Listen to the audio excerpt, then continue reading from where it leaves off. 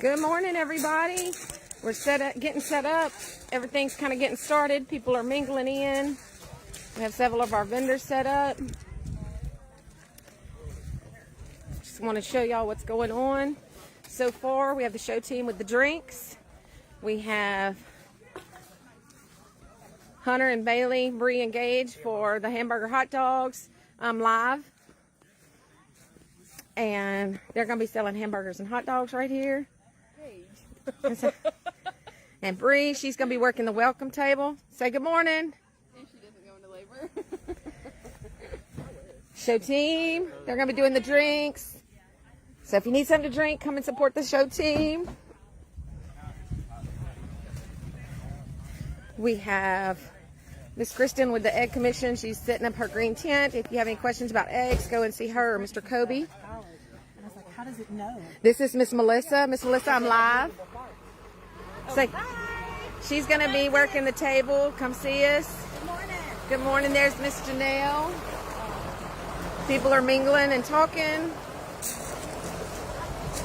Mr. Brent, I'm live. You would like to say anything? This is Mr. Brent from Zero G Quail Farms. You ready for today? I'm ready and we're excited. Glad to be here and ready to see what everybody brought and does around here. So it'll be cool. It'll be an exciting weekend. Good to see you, Mr. Brent. Shane? Would you like to say anything? Welcome to the Gulfcoast Homesteading Convention.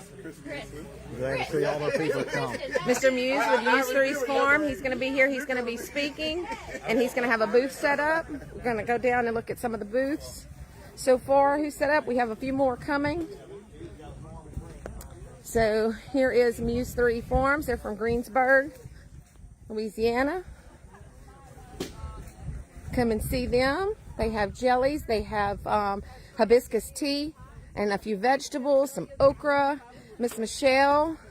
Say good morning. I'm live. Good morning. She has all kinds of jellies that you would like. Anything you would like. Look at all the goodies and breads. I can't handle jalapeno. Look at all the jelly. Do you have any of the sugar-free? I have a few. She has a few sugar-free. I have to make sure I get some. There's sugar-free. The tiny one. Sugar-free banana bread. Oh, okay. My mother-in-law, she's not here. Oh, homemade candied apple jelly. That sounds so good. Fig preserves, apple butter, orange marmalade, homemade mulberry, just about anything you can possibly imagine. This is Mr. Byron. Mr. Byron, I'm live. Would you like to say anything? Hello, come on out and have some fun. Come on out and see us. He has got the best pickles, bread and butter, sweet heat, zesty, pickled strawberries, pickled tomatoes, watermelon, pineapple, pearl onions. I'm going to steal one. Here we go. I'm going to turn the camera to me. I'm going to try one of his sweet heat pickles. The pineapple. The heat stays in your mouth, don't go down your throat. Perfect. No, those are too spicy. Oh no, perfect.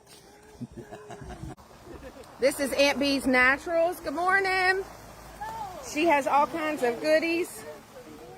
Laundry detergent, green tea, lemongrass, room and fabric spray. All kinds of good stuff. And your name is Bridget? Yep. This is Miss Bridget. Y'all come out and see her. She's got the soaps, donkey milk soaps. Ooh, Cowboy Up. I'm gonna have to get off here and come shopping. Yeah, natural deodorants, shampoos, conditioners, magnesium things. Awesome, and that helps with joints, doesn't it? Very much so. And to yes. sleep. Sleep, joints, yes. Definitely gonna have to come shopping. It helps thinning out your blood. Yeah, that's why you're going to live forever. And also helps Miss Kelly, I'm live. Would you like to say anything from Feathered Connections? Hello. All the way from Provo, Utah. Yeah. I'm directing traffic. Mr. Sean. Hey, I didn't get run over by those. This is Mr. Sean from Timber Ridge Quail Farm. Would you like to say anything? Hello, good morning. Everybody come out and see us. Him and Shane, y'all get side by side. Here. Come and see them, Bearded Quail Men. They'll be tonight. Good looking fella. See it. Come and see them. Y'all come out and see us. I'll try to go live once the classes start. Come and check us out. Bye, guys.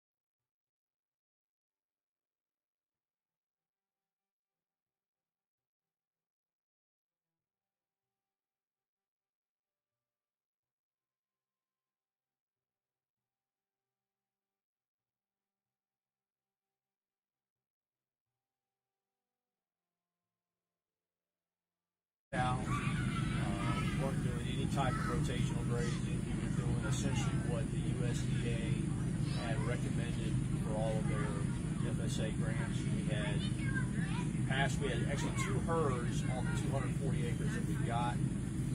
Our farm sits on 2 sides of 1055. It's almost evenly split, 120 acres on one side and about 120 acres on the other side. Here's Hope, probably live. Y'all wave at her.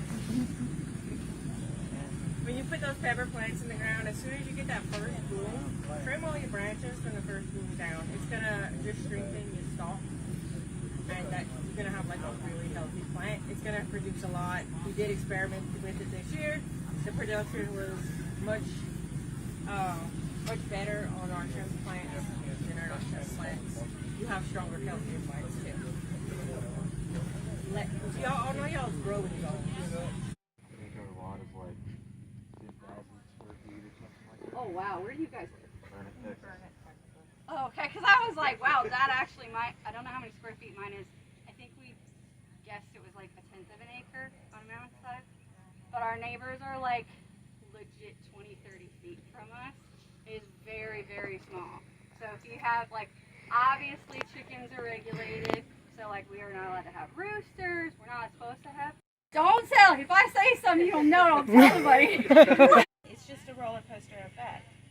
So if you can buy as close to as possible unprocessed or the better product, it's better for you. It's better for your gut health. It's better for you personally as far as being able to.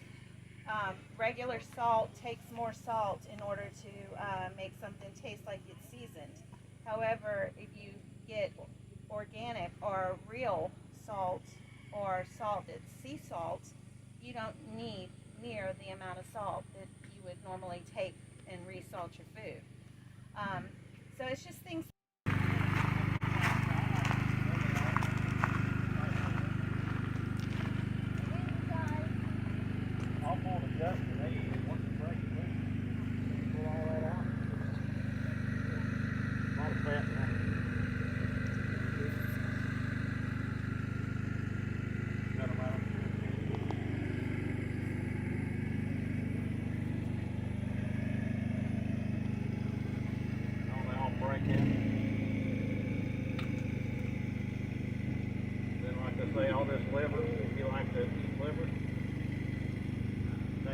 might be a little gallbladder.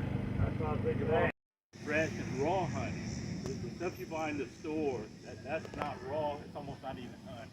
It's processed so much that they heat it, so they kill all the good enzymes. They filter it real hard, so they get almost everything out of it. So fresh honey is always going to be better. And using it for food and natural remedies. I mean, there's a lot of things you could do with honey for remedies. I mean, you can use it on wounds because it's antibacterial. You can make cough syrup. There's several different things you can make with it. So my temperature where I live in West Virginia is about 70 degrees is what they're comfortable with in my shop. Works out for me. Everybody's a little different where we live. You have to adjust to it. So you can take. Can you see the worms in that one, or are they? Yeah, we found one. Okay. Yeah, we found a bigger one.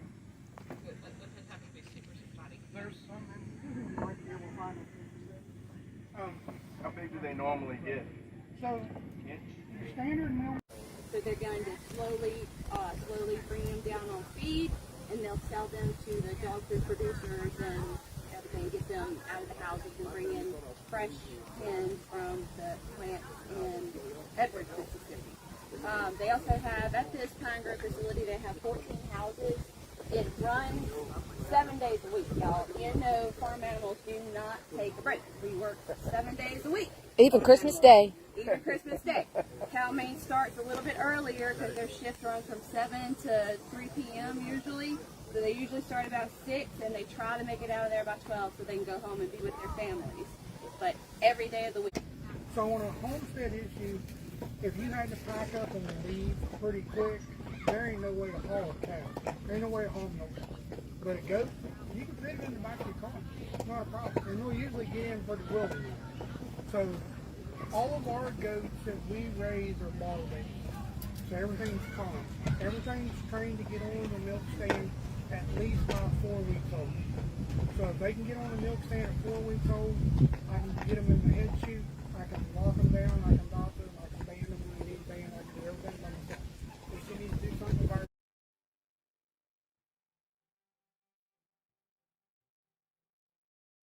So you could have your kids plant seeds, larger seeds for younger kids because they don't drop it and lose all the seeds.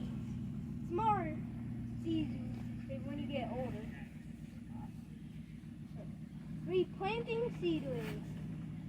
That is when they kind of sprout and like a tomato. You want to keep it inside a greenhouse or something. And then you could plant it once it gets bigger. On the rest of it, but we only have about 10 acres of pasture. Maybe a couple acres of garden. Last year we got a NCRF grant for a hoop house. We put up a 24-foot by 72-foot hoop house, and we did that this year doing our garden. So my wife has started a business in the process that kind of is a subset of the farm. We're using that to help infuse some money into the farm because any of y'all are farming, you know, farms don't naturally make very much money. If you cut up higher and below that, you get a jagged edge, right? Probably not going to cause you any problem on the farm. But if you start packaging and selling them one day, you know how to get that where it won't cut you. Yeah, and if there is a sharp point, it'll put the hole in the bag. These can be dried, freeze-dried, or same thing with the wings.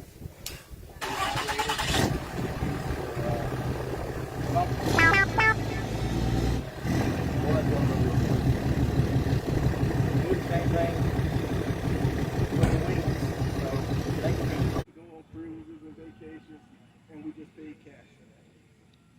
So that gave us a big place that now we had a place that we could build our house because we had to move out. And it gave us a place to start. Interesting enough, we had looked into financing at that time.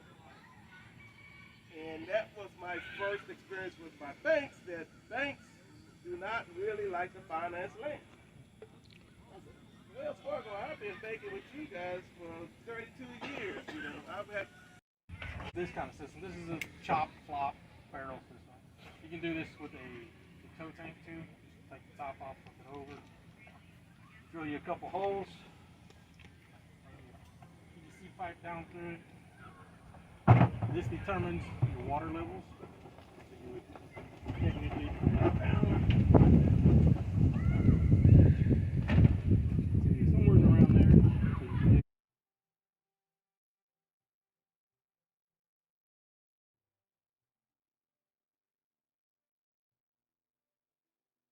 Is Stray Dog Farm Supply, is our channel sponsor, so I want to give them a big thanks. We have Miss Lenora here eating. You don't have to film her if you don't want it, but thank you guys, and we're here with the Bearded Quailman. What's your little family and the community coming together? If you only know the Muse family, it's your blessing for everybody to be here and us to do all this. So we are very grateful. Absolutely, it's been a long last few days, a little longer for Shane. I mean, this is a working farm. It's also Shane's home, and Hope lives here a little bit too. But we made it happen.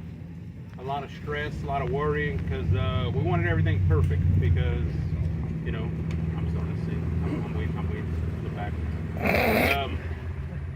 So we wanted everything perfect for everyone else, because this is not for us. This is for you guys, and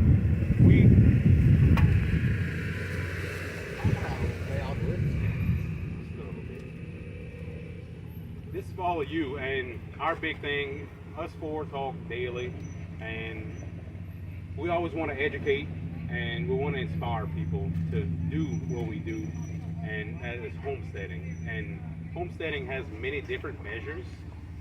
You don't have to have 100 acres and a big farm to be a homesteader. If you have a tomato plant in a bucket, you know, on your balcony in your apartment, you're homesteading, buddy. Yeah. Well, I hope everybody enjoyed themselves out here today. Like Aaron said, that was Mr. Chris Muse and his family. They donated chairs, tents, tables. The Pentecostal Church in Tickfall, they donated chairs, tables, tents. I think it was Kristen and them that had Old Farmers Day. All the little log benches up there, they allowed us to use them. We're just blessed to have them, and all of my family. My mom was here today, both my boys, their wives, just to help and make it enjoyable for y'all. I mean, we don't mind having people at the farm. It's a little work. I wish I could have visited with every one of y'all a little more. Hopefully we'll have some time this evening. Our Quail a few years back, it was a big game changer for us. I mean, we use quail manure all over these pastures with a manure spreader. We was getting chicken litter. So having the quails, it was great to have that resource, plus the eggs from the quails, the meat from the quails, and what your setup is. But that works for us. You just got to kind of find out what works for you. But the quails themselves are a super resource. I mean, I think anybody's got a homestead needs them. They're just like baby egg machines. I mean, you hatch these things in 17 days. In 6 weeks' time, they're laying eggs. Your chicken don't even come close to them. And these quails, especially the jumbos, they'll push a pound at 10 weeks old. So I don't know another animal that can do that. Rabbits the whole thing close. Yeah, in a small space. So like me and Hope filled up a freezer in just a few weeks when we first got them, just for the butchering, because you're looking at just a couple months, you're dispatching birds. And I don't know how many of y'all got to watch the butcher class with Mr. Shaw now. They're really, if you can clean a dove, you can clean these things. They're not a lot to them. But, and I ain't gonna take up the whole session with talking, these other guys can, but that's what works. That's what works for us. And I mean, you just got to kind of see how your farm is set up and what you want out of your animals. But literally, Hope can tell you, the money that we get from our quails pays for my cow feed. I'm telling you, it pays for 90% of the stuff we have here. Like even our chickens, they don't give back as much as them quail do. They don't even come close. So, yeah, I mean, I agree with that. And so for anyone that doesn't know, I do quail business coaching. as a hobby. It's free. We do 2 monthly meetings, online meetings. Like you never sent me a bill. Stop it. It does occupy a lot of time. I do one-on-one sessions as well. Quail can be profitable. Quail can also be a money pit. Depends how you approach it. And it depends how, without offending you have to be willing to put in the work. You can't be lazy in doing it, and you really have to go out there, because a lot of people don't really know about quail. So when you say, hey, you want to buy some quail eggs, they think it's bobolink. That's what most people are thinking. So you have to do education. You have to know the information before you can educate.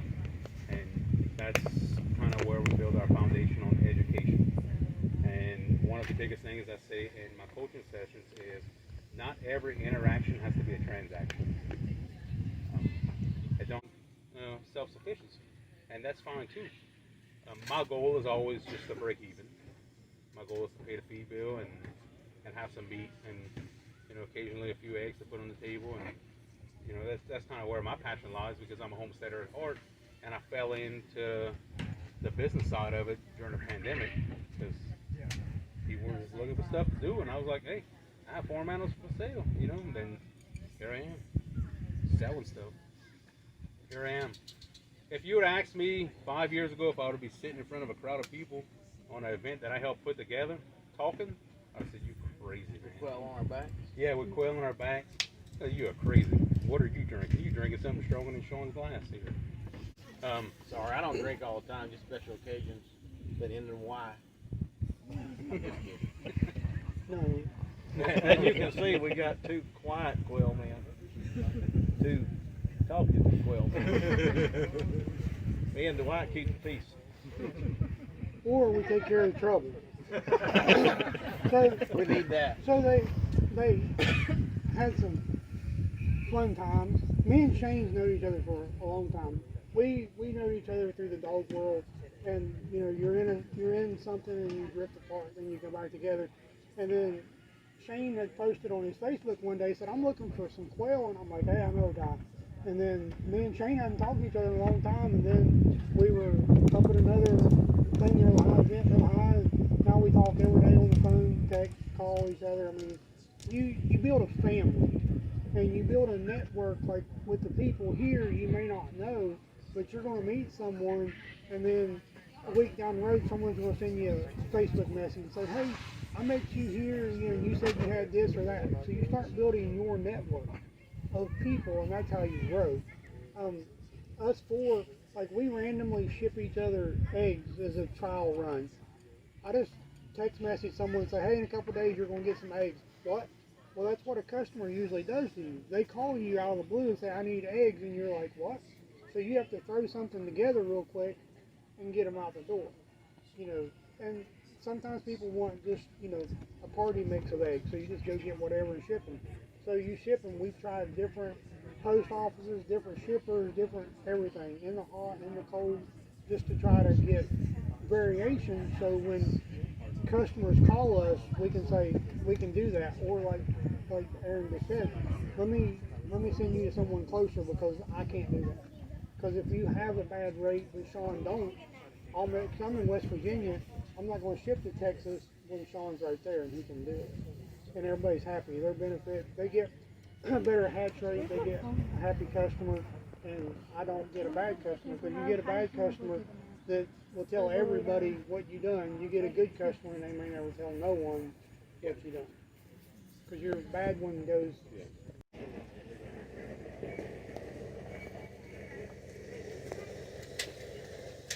How was the food, guys? Very good. Very good. That was quail something.